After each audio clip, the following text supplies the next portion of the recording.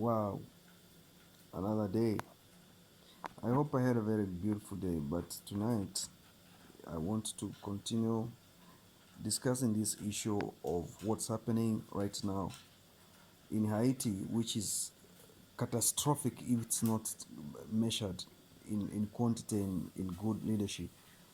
Recently, we witnessed the gang operations, and they managed to create a haste whereby more than 4,000 jailbirds broke out of the jail and ran off to the public. This is a mess that needs to be corrected, and America is failing. It's not playing the leadership role, but it can be busy to mitigate measures of war logistics in Gaza, unlike penetration and trying to stop the gangsterism that has taken over the state. A sovereign state, that's a former French colony, is lawless right now as we speak. The gangs have taken over, and CIA's tried all their best some years back to stabilize that country, but of recently it has taken over. Now my question and my worry is, what are we expecting if America cannot stand as a supreme superpower and enforce the sovereignty and policing of that country the way it's supposed to be done? As a Caribbean overseer, we are so much shocked. We were not expecting a sitting president who was assassinated and his wife was implicated in the murder case, allegedly. And now, the moment the verdict and conviction and whatever it happened in the court procedures implicated the president's wife into the murder of the deceased. Now, 2 days later, the mushrooming gangs took over the country. It's chaotic, and we cannot expect this to happen in the eyes of supreme superpower doorstep. Haiti is neighboring Dominican Republic, which is very close to America, the United States for this case. And if they have failed in intelligence to stop this, then who else? The purport of the West is trying to stabilize that country, but it is not working. Recently, he throttled the constitution and endorsed himself to extend his crazy leadership for another 2 years until 2025. What does he want, Mr. Henry? He flew all the way to Africa to seek recruitment of police force in Kenya in order for them to come and try to create stability in his country. This is something we are not understanding. The superpower is there. Why is the prince running all the way from Haiti to come to Kenya to seek reinforcement from a third world country that is struggling with terrorism? We don't understand this politics they are playing here. And Kenyan government said we are not going to allow our police to leave this place and go to Haiti.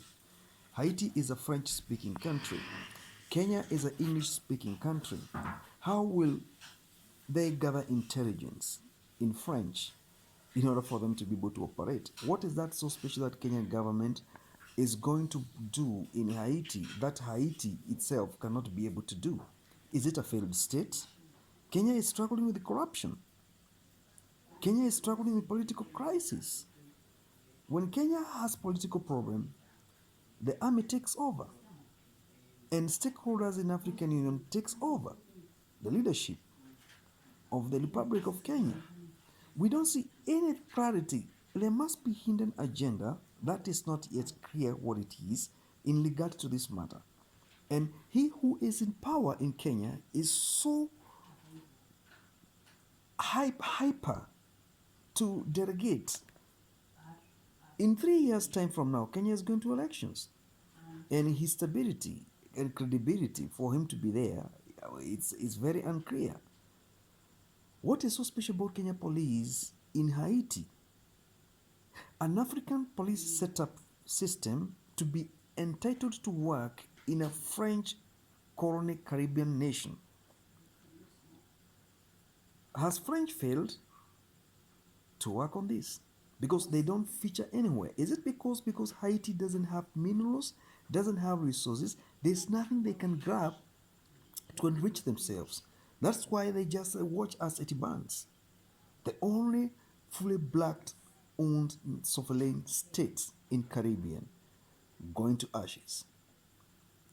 I would like to hear what is your comment on this in regard to this matter because I'm shocked. I was not expecting the America and the French to watch as this country goes to waste. When Gambia was in crisis, French was there to run to try to play its purported role. We didn't see it running to Haiti. Haiti is a French-speaking island. Pure.